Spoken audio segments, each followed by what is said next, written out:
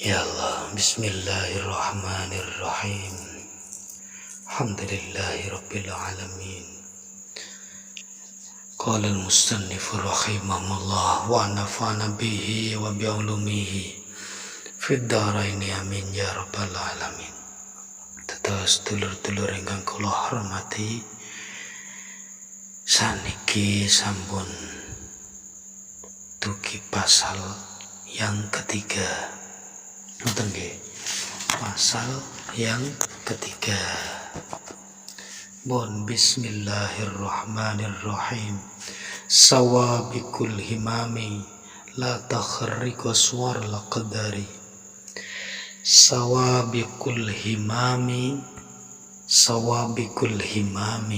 utawi piro-piro disike piro-piro sejo kang kuat. Utawa ngene, sawabikul himami utawi piro-piro disike bantere piro-piro kridaning jiwa. Ya Allah, iku la takhraku ora bisa mbedah apa sawabikul himam ora bisa mbedah aswarul aqdari ing pira-pira pagere takdiripun Allah.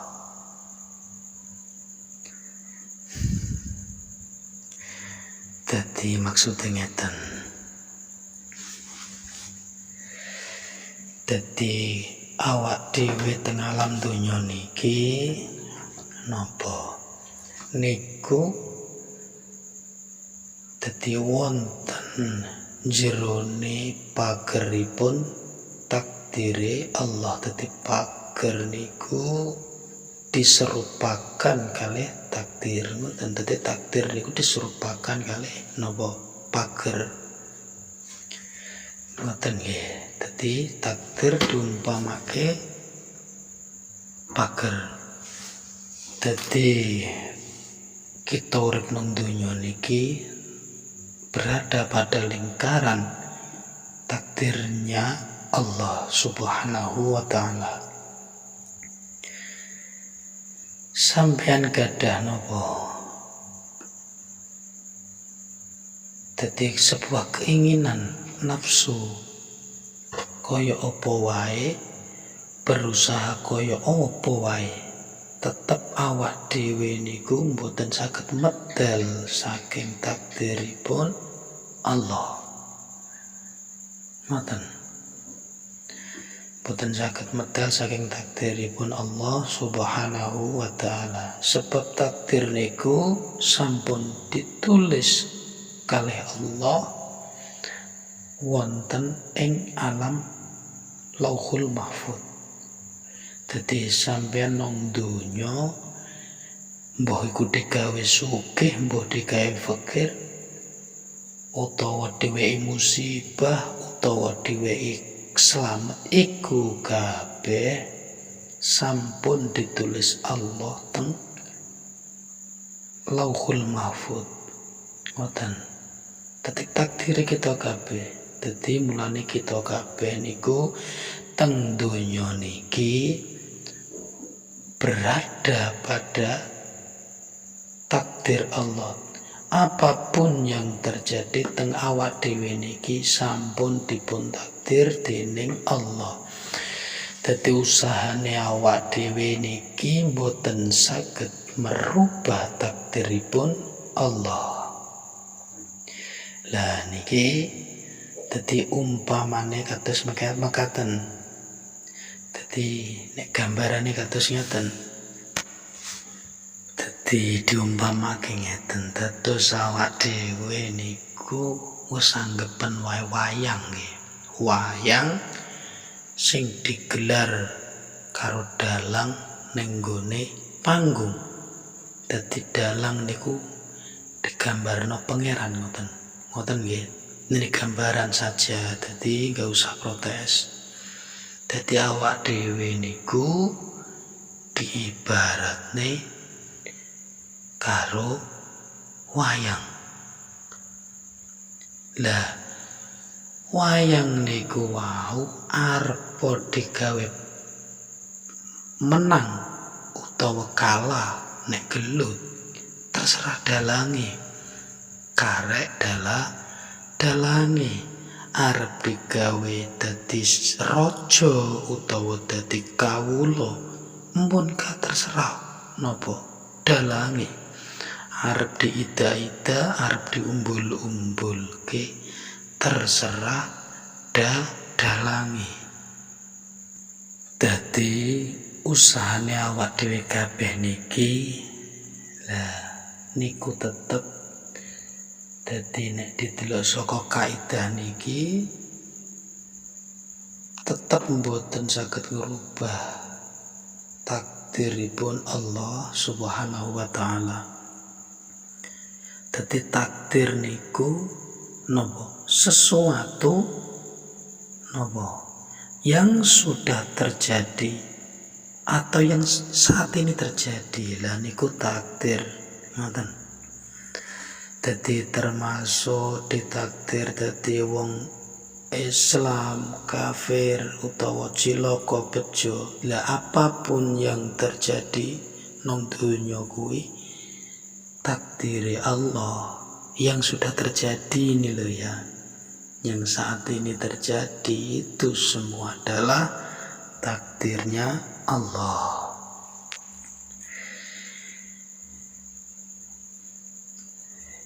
Lah nek teng alam azal niku ditulis tentang qadha. Lah qadha niku sebuah perencanaan belum terjadi, sebuah perencanaan yang akan terjadi dateng menungso teng alam dunya. Lah qadha niku enten maceme kalih. Enten qadha sing boten saged dirubah, enten sing saged dirubah. Sing saged dirubah niku napa? Melalui doa ngoten nggih. Melalui usaha niku qadha mboten takdir lho nggih, sebab qadha niku belum terjadi, baru rencana tapi sudah ditulis. Misale napa jenengan badhe didamel sugih napa didamel melarat napa bahagia napa susah niku baru perencanaan, niku qadha belum terjadi. Tapi qadha niki saged dirubah. Qadha lho nggih mboten takdir. Takdir pun terjadi kok dirubah. Lah qadha niku enten sing mubrom, enten sing mboten saged dirubah napa?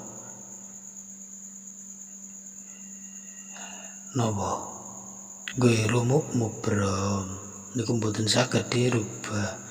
Dadi qadha saged dirubah dengan doa. Di antaranya napa?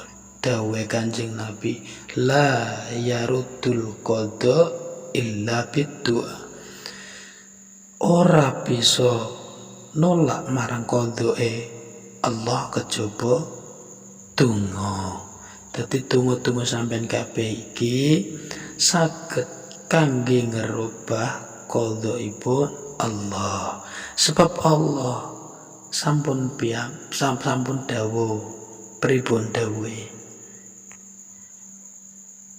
Allah niku berhak mbusek. Dadi Allah niku berhak mbusek qadha ingkang badhe dipun rencanakaken dhateng makhlukipun. Ngoten. Dadi misale arep diqadha fakir, nek cah iki ora gelem donga diqadha fakir. Utawa cah iki bakal tak qadha fakir nek gak gelem berusaha, niki diarani qadha sing saged dirubah, sing mubrom. Tapi ada yang wajib itu sing ditetepno, sing gak iso dirubah dengan cara apapun. wis ndonga, wis berusaha, wis sedekah, wis suduka, wis wiridan dan lain sebagainya, tetap mawon terjadi kodok niku boten saged ditolak. Ya Allah.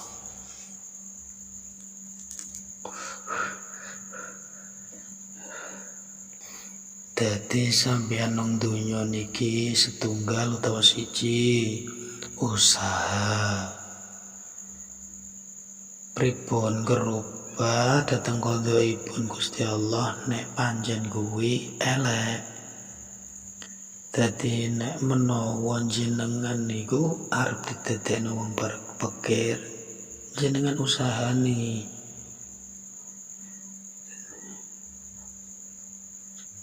pripun nggih saged ndonga terus dibarengi kalih usaha. Ngoten misale arep diwenehi bala ndonga akhire ditungak diadohno saka bala. Dadi tunggu-tungune kita kabeh niki termasuk saged ngerubah qadhaipun Allah sing elek. Ngoten. Ya iku nek sing saged dirubah niku wau lho nggih. Lah nek sing mboten saged dirubah nggih pun terserah Allah. Ngoten. Dadi ana sing gak iso dirubah. Mas yo ndonga kaya apa tetep ngono wae. Ya tetep fakir, ya tetep ana musibah. Lah niku takdir sing boten saged dipun rubah walaupun pun dipun ikhtiari. Lah takdir niki sesuatu sing sampun terjadi utawa saat ini terjadi niku takdir. Lah misale napa ndek wau jenengan niku kok napa tiba misale, lah niku pun tergolong takdir sebab sudah terjadi. Utawa misale dina iki jenengan napa sehat ya takdir, jenengan dina iki oleh rezeki ya takdir. Nah dina iki kok jenengan sakit misalnya ya takdir.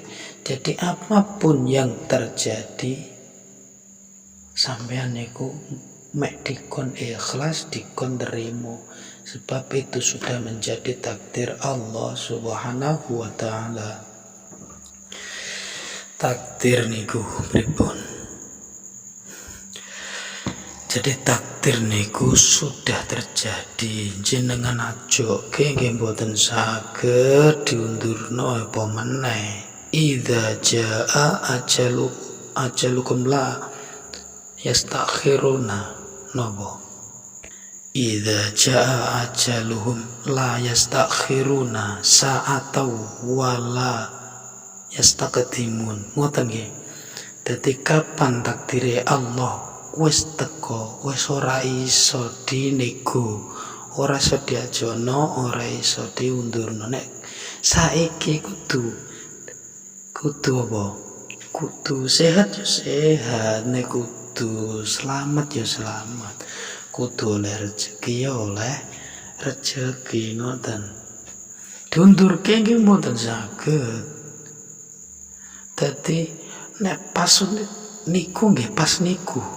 Dadi tergantung awak dhewe niku pripun. Impun beradabe adabe makhluk ngoten mawon, pripun adabe makhluk niku. Dadi nek sampean oleh elek nggih pun sabar mawon, ikhlas yo ridho. Lah nek apik sampean syukur pun ngoten mawon. Dadi ora iso diilangi apa maneh menghindar dari takdiripun Allah. Cuma setelah ada takdir yang datang, ada lagi yang namanya qadha. Ngoten. Sebab sampean iman nang takdire Allah, sampean ridho datang kepastian atau ketetapan Allah, sampean ridho. Syukur iso seneng nerima takdir Gusti Allah. Lah iku bukti cintane pangeran ning gone kowe. Lah niku bentuk rahmate Allah. Ison nopo nimbulno kesayan ning gone sampeyan melalui takdir Gusti Allah, walaupun iku elek, walaupun iku apik, sampeyan tetap bisa berpikir positif.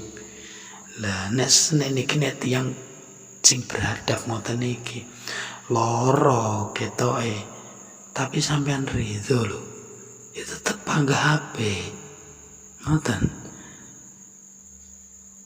Lah ketoke misale ana wong ketoke sugih bondone akeh, tapi nek wong iki gak beradab ya dadi elek. Contone ngeten, diganjar mobile 3 sawahe 10 hektar, tapi gak beradab, tidak bisa mentasyarrufkan harta tersebut dengan baik. Pripun gaweane mendem, karaoke, judi dan lain sebagainya. Lah pripun ngoten niku? Mboten syukur. Dadi nek wong iku iso nrimo takdir, paham ngerti takdir, kenapa diganjar sugih, nek wis sugih kudu piye? Kapan diganjar nopo pas-pasan, piye carane awak dhewe bersikap yang baik. Lah ngoten niku sae. Bon. Dadi nek wis takdir teko niku ana neh sing diarani qadha. Sebab sampean iman qadha, sampean niku malih semangat ndonga, semangat berusaha. Lho nggih to. Misale panjenengan pas nopo ndek wau jam pinten, jam 12 tiba misale tiba, lah bar kuwi ana qadha meneh, misale dengan cara diusahani tiba sing sikile ketelier terus diusahani, niki jenenge qadha. Diusahani lah delalah kok waras, utawa mungkin mboten waras, niku termasuk qadha. Dadi sampean semangat malih. Sapa ngerti dobatno waras, sapa ngerti. Dadi fikir nggih ngoten niku, sapa ngerti awak dhewe saiki usaha sesuk dadi wong sing mulya. Sebab iman qadha wong mukmin niku lho nggih. Niku ndadosne semangat ngoten. Lah niki atas dasar perintah Allah. Mangkane napa niku perintah Gusti Allah niku wonten ten kitab-kitab Gusti Allah. Mun kula jenengan niku tugase namung nderekaken perintah Gusti Allah, awak dhewe namung ikhtiar. Ngoten lho. Dadi Gusti Allah merintahke ibadah, nggih men ibadah, boten ndek kadek karena kepengin surga utawa di neraka. Donga dengan donga, udah dan lain sebagainya. Mumpun donga mawon. Apa ken kabul kajate nggih boten. Pun sing penting napa nglakoni perintahipun Allah ngoten mawon. Innallaha la yughayyiru biqaumin hatta yughayyiru ma bi anfusihim. Detik Gusti Allah niku ora bakal ngerubah keadaan sampeyan nek sampeyan niku mboten ngerubah. Niki suatu tanda atau isyarat Allah datang kita nek awak dhewe niku diberi kesempatan untuk merubah. Kenapa? takdir Allah, bukan takdir sebenarnya. Nopo sih piye cara jelas sesuatu yang belum terjadi. Qadha Gusti Allah ngoten niku dikengken usaha, berusaha merubah keadaan sing boten kepenak, sing boten apik ten awak dhewe kabeh niki. Bon setelah sampean semangat berusaha kepengin ngrubah qadha saking Allah niki wau, lah kok nopo tetep ditakdir pikir, berarti termasuk qadha sing gak iso dirubah. Loro dobatno kok tetep loro, mumpun ya tetep ikhlas mawon. Wis ndonga, wis berobat ning ndi kok isih panggah loro ae. Lah niki artine nopo sih? Artinya bahwasanya Allah itu ingin menunjukkan kepada kita bahwa Allah itu berkuasa, kita itu lemah. Ngoten. Nek tepaan pangeran niku nyembadani dongane kawula, berarti menunjukkan bahwa Allah itu maha berkuasa. Allah niku Ar-Rahman Ar-Rahim, maha welas maha asih. Tapi kon dilalah awak dhewe niku ndonga usah bolak-balik gak direken karo Gusti Allah. Artine nopo? Artine usahane awak dhewe termasuk donga dan lain sebagainya niku gak ono labete. Itu menunjukkan bahwa Allah juga berkuasa. Allah yang menentukan segalanya, menunjukkan kepada diri kita yang dhaif, yang lemah dan hina. Lho jare pangeran niku remoho napa jenenge berkuasa, lemoso aku gur njaluk soge tok ae gak duweki, mosok gak iso. Loh, ini pemikiran-pemikiran yang salah. Justru yang berusaha itu yang bisa berbuat sageleme dhewe. Contohnya jenengan iku dadi bos, duwe pabrik keropok misalnya ya, jenengan gak ada karyawan yang jenengan gaji sakwulane 1 juta. Sing berkuasa nanggone perusahaan sapa? Bledak bos to, ngoten. Jenengan bose, karyawan yang jenengan grundel ndonga cara basane nang pangeran, tapi nek basane nang bos iku njaluk, bos mosok aku kerja ya ini mau gaji 1 juta tok. Lah niki keputusane bos sing punya kewenangan berbuat sageleme dhewe niku pripun? Jenengan undakno gajine nggih terserah, jenengan lawaske nggih terserah. Lah jenengan malah pecat utawa jenengan tendang saka pabrik niku nggih terserah jenengan, urusan jenengan. Mung hak jenengan. Ngoten nggih. Dadi ampun gagal paham. Lah ampun wis usaha metenteng nyambut gawe macem-macem kok isih pancet wae. Niku termasuk qadha sing boten saged dirubah. Termasuk wayus bitu pun ditetapkan oleh Allah sejak dulu. Loh, tugasnya sampean mek nerimo, ikhlas mawon, sabar mawon, ngoten. Setelah itu ada lagi yang namanya qadha. Dadi qadha kalian takdir niku selalu bergantian. Sebab qadha niku menghasilkan takdir niku wow, bergantian terus, saling berganti selama kita masih hidup di dunia. Lah nek kita pun mati, pun kapundhut, pun pergi meninggalkan dunia ini, takdir niku sudah selesai. Makane awak dhewe niku dilarang Kanjeng Nabi untuk melaknat siapapun yang masih hidup di dunia. Dadi wong niku nek tasih sugeng ijeh urip gak kena dilaknat walaupun ketoke gaweane maksiat sekalipun. Gaweane apa? Pokoknya ratu ngena, gak boleh dilaknat. Sebab mungkin suatu saat nanti, boh iku pas menjelang ajal, boh 5 tahun yang akan datang, ucuk-ucuk wong kudu hidayah karo Gusti Allah, tobat karo Gusti Allah. Terus dadi wali sing agung, dadi wong sing gedhe lho. Gak isin sampeyan. Bahaya, nggih to. Begitu juga sebaliknya. Ketika ada orang yang ketok niku kok saat ini tekun di dalam beribadah kepada Allah, ki awak dhewe niku mboten usah terlalu mengagung-agungkan.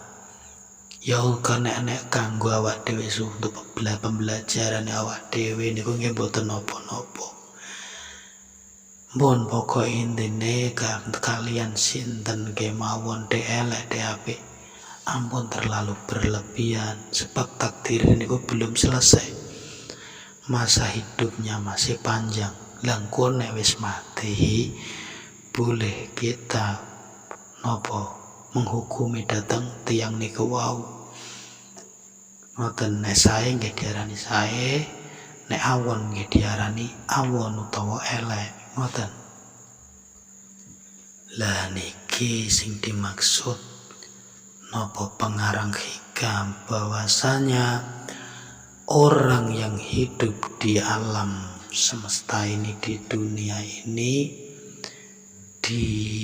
dipageri dengan takdirnya Allah. Tadi takdir niku wau diumpamake kalian pager, ngoten nggih.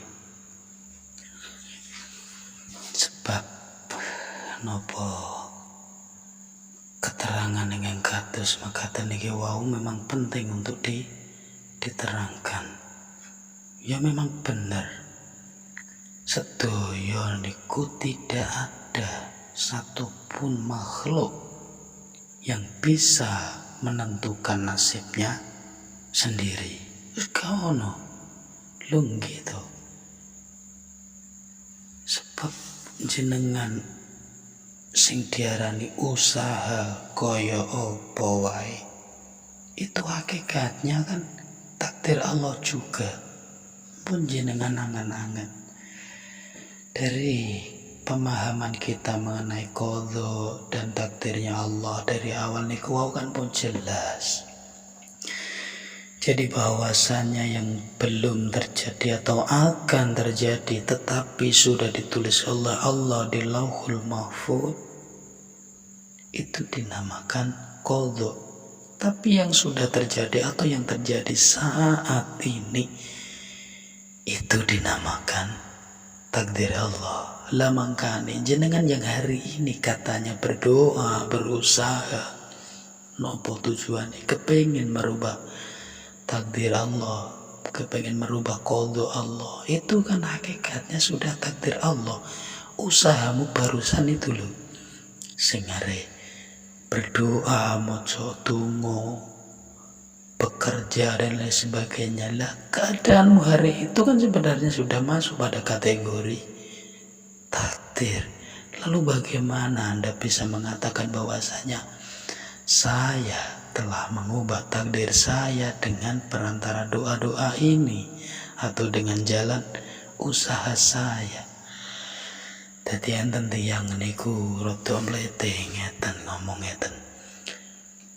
Aku biyen niku nek gak sekolah temenanan. Aku biyen niku nek gak sekolah dhuwur, aku gak ngira saiki kok iso dadi wong sing mulya. Gak ngira aku saiki dadi pejabat utawa menteri dan lain sebagainya. Loh, dia merasa dia itu dengan usahanya bisa merubah takdirnya. Ini aneh. Padahal yang kita pahami secara Ahlussunnah wal Jamaah, bahwasanya yang sedang terjadi atau yang sudah terjadi itu adalah takdirnya Allah. Lalu bagaimana mungkin dia mengatakan bahwasanya usahanya dia Padahal usaha itu entah itu berupa doa, berupa pekerjaan dan lain sebagainya, itu kan bagian daripada takdir Allah. Itu kan sudah terjadi. Lu kok iso ngarani aku sudah merubah takdir saya? Ini bagaimana cara berpikirnya, bagaimana? Ya Allah, lalu bagaimana dengan dawuhipun Rasulullah? Jarene ning awal mau, di awal tadi kan, tidak ada yang bisa merubah qadha-nya Allah kecuali dengan doa, illa bidoa. Kalau menurut saya ini sebenarnya Rasulullah ingin menghindari apa sing jenenge perdebatan misteri qadha dan qadar. Berarti kesimpulannya piye? Rasulullah itu ingin ngadem atine awake dhewe utawa umat Kanjeng Nabi ken supaya ketika umat Rasulullah itu ketakutan dengan takdir Allah, yang mana bahwasanya kita itu sudah ditentukan Allah, baik buruknya, khairihi wa syarrihi. Baik buruknya kita itu sudah ditentukan oleh Allah, tetapi ibadah awak dhewe itu sudah ditentukan oleh Allah kadarnya. Lah, engko nek wong wis terjebak nang kene tok dengan cara berpikir sedangkal itu, akhirnya wong malas ibadah. Akhirnya wong wis dosa gelem dhewe. Enggak ada orang yang mau ingin berbuat menjadi lebih baik. Tidak ada yang mau berusaha sebab mereka punya pikiran yang dangkal. Lah Kanjeng Nabi akhirnya dawuh kados ngoten wau untuk menenangkan hati si murid ngoten. Akhirnya timbul semangatnya. Oh, jadi Kanjeng Nabi, qadha Gusti Allah yang belum terjadi itu masih bisa kita nego. Oke lah kalau begitu. Lah akhirnya semangat lagi untuk berusaha, berjuang dan berdoa. Ngoten.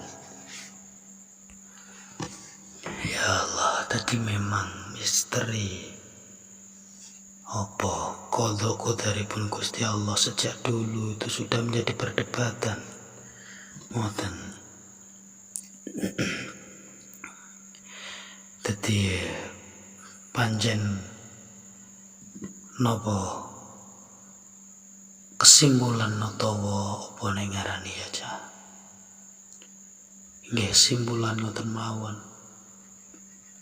Qadha qadar niku memang pun sulit untuk dipahami secara akal dan pikiran.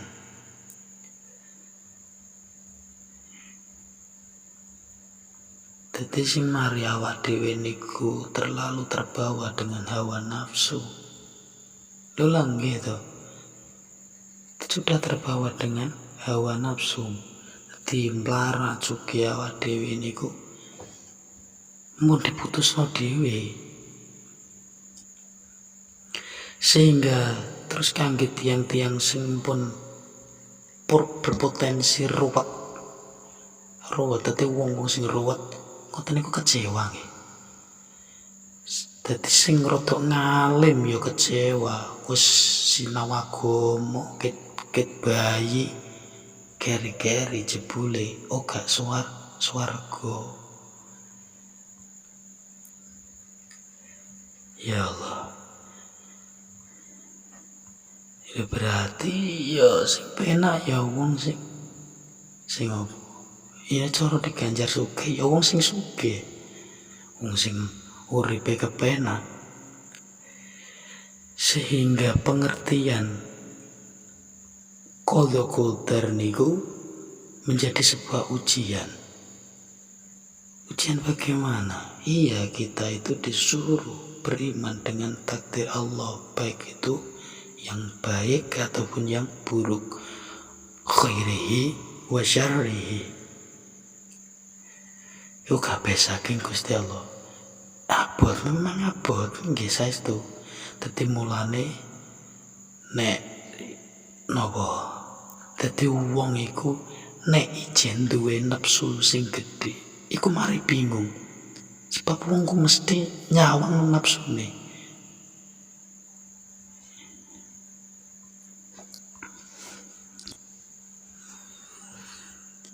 Aduh, dadi ngene ya. Awak dhewe ku sebenarnya terlalu mengedepankan hawa nafsu. Hawa nafsu. Saya dulu. Saiki contohnya ngene ya. Jenengan iku kok gak seneng utawa wedi karo neraka, pun jawab jujur. Sing ono nang pikirane jenengan apa? Mesti kata-kata yang pertama keluar, apa jenenge neraka niku genine bulat-bulat. Nek mbakar wong kaya nang film-film niku lho mesti langsung leleh. Misale diceblokno genine ning sirah langsung tembus teko sikil. Lo ini kan sebenarnya yang ada pada mindset awake dhewe. Akhirnya awake dhewe keweden, merasa takut dengan hal itu. Ngoten toh. Coba jenengan misalnya kok dari dulu dari kecil kita tidak disuguhi dengan hal semacam itu. Misalnya dirubah, nopo keterangan surga dirubah, neraka dirubah. Gak, neraka aku ngene lho sing bener. Neraka aku nggone artis-artis nang kono ana nggon karaoke, ana LC-ne. Yo gak ana sing lok rekoso ning kono kepenak padha kaya surga. Ada enggak rasa takut di dalam dirimu itu? Coba jenengan angan. Loh, ketakutan itu atau kesenangan itu kan sebenarnya nafsu. Meruyatin nafsi ya toh. Lah, nek pun ngoten. Tibake jenengan sing sregep ngaji, nyantri ket bayi. Lah tibake ditakdir min alinar, termasuk golongane wong ahli neraka. Mesti sampai langsung kecewa. Oh, kecewa. Tibake aku tarewangi. Usaha koyo ngene isih dadi penduduk neraka, kecewa nggih to. Saiki saya tanya, kenapa sampeyan kok duwe rasa kecewa? Iki lho jawaban sih. Mergo wis to jujur, mergo sampeyan iku rumangsa nafsumu lho cawangan jenengan iku rumangsa. Nek sampeyan iku gak layak mlebu neraka. Lho nggih to. Sebab jenengan itu dari awal sudah kelihatan nek sampeyan itu min alamatil i'timad. Termasuk golongane wong-wong sing bersandar pada amal. Dadi jenengan iku koyo dengan amale sampeyan iku gak pantas caku. Kiai gawede, ustaz santriku ribuan, amalku sing gone ibadah iku ket bayi nganti umur tuwek koyo ngene, wis gak pantas aku mlebu neraka. Akhirnya jenengan kecewa lho. Ini lho nafsu jenengan. Kamu memandang bahwasanya koyo Tuhan niku iso mo jak kompromi. Lho wong berkuasa kok, ya terserah pangeran. Dadi nek misale saiki ngene ya. Misale sampeyan niku bener-bener nganggo ilmu. Benar-benar menuhankan Tuhan yang berkuasa atas segala-galanya menurut ilmu Allah, bukan menurut nafsumu. Saiki sawangan pangeran nganggo ilmu. Pangeran niku berkuasa atas segala-galanya. Dalam arti Tuhan itu tahu apa yang akan terjadi dengan dirimu. Makanya kula baleni nih pada kesimpulan ini bahwasanya sebenarnya kita itu tidak sedang merubah nasib kita. Tidak sama sekali. Bahkan usaha kita itu bagian daripada takdir Allah, yang kita anggap bahwa usaha kita itu yang akan merombak qadanya Allah. Padahal Padahal itu juga bagian daripada takdirnya Allah. Kok Anda mengatakan? Jadi intinya ngeten. Jadi Allah niku moho mirsani dateng opo wae sing bakal terjadi nenggone awak dhewe. Mbuh awak dhewe niku diganjar dadi ahli swarga, mbuh diganjar dadi ahli neraka. Jenengan nek bener-bener pasrah niki, ikhlas kalian niki, niku jenengan malah ayem. Sebenarnya jenengan kuatir mumet ngibadah sampai nopo, sampai tawa menanan ubat niku lho kemarin lho nggih wong sing bener-bener metendeng ngene ngibadah. Jenengan tenanan lengelmu le sinau memahami sifat-sifat Tuhan. Mpun jenengan niku kalah kuatir. Justru ketika sampean niku kok berusaha di dunia ini, itu berarti kamu menunjukkan bahwa kamu menjadi hamba Tuhan yang sebaik-baiknya. Sebab dengan usaha, ngibadah, ndonga dan lain sebagainya, termasuk menjauhi maksiat, itu semua kan perintah Allah. Mangkane kalau jarene Al-Arif Billah teng pasal teng hikam pertama niku wau, nek dawe Al-Arif Billah niku kita tidak pernah melihat terhadap diri kita ketika berbuat apapun. Kita selalu melihatnya itu Allah dan Allah. Kita berbuat baik ya, yang kita lihat itu Allah. Kita ketika terpleset kepada keburukan, maka yang kita lihat juga Allah. Maksudnya awak dhewe ku eling nek Gusti Allah kuwi rahmate luwih jembar timbang salah awak dhewe ning gone pangeran. Ngoten dadi ibadah wong arif billah niku, dadi dia itu beribadah semata-mata karena dia tahu sadar diri kalau kita itu hamba dan Tuhan itu yang patut kita sembah. Dadi bukan kok pangeran terus dititeno alat di perintah-perintah. Ngoten boten.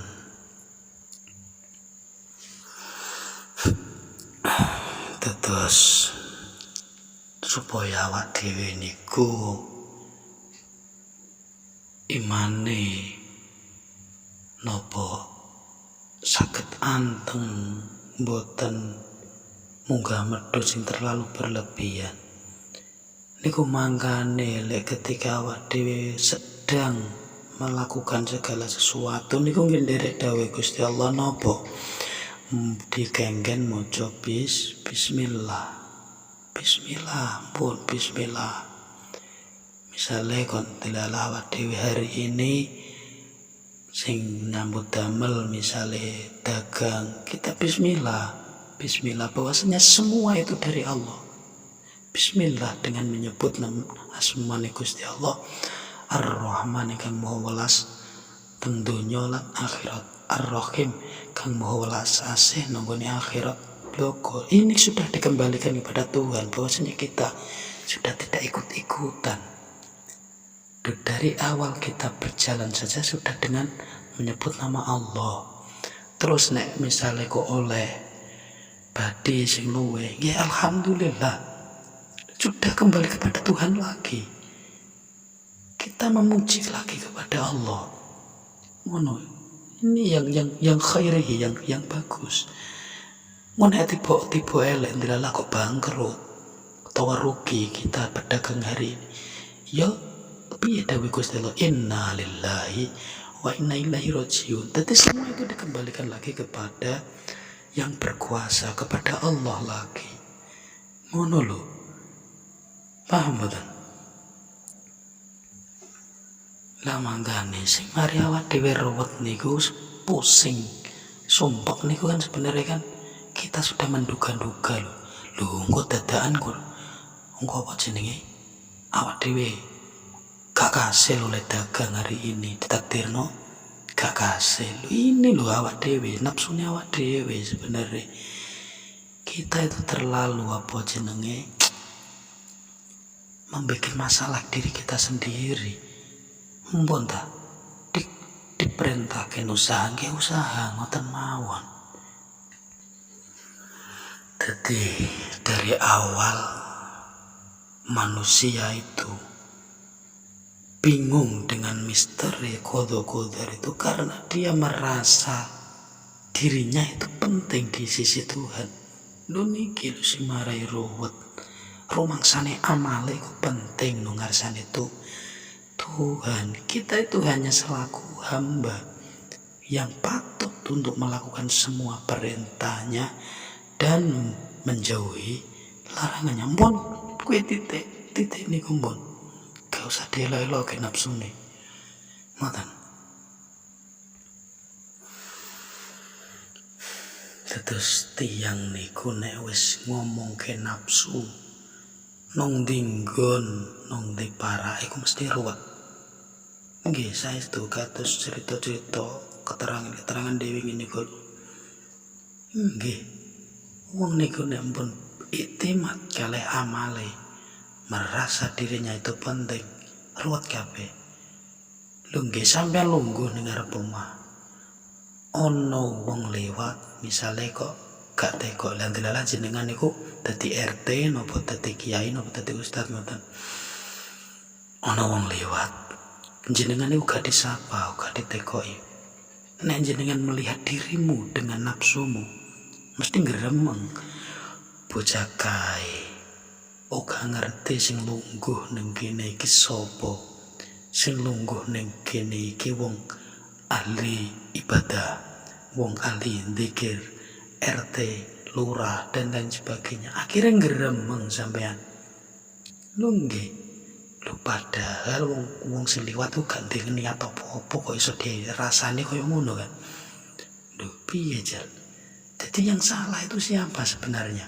Siapa yang salah? Diri kita atau orang yang lewat itu tadi?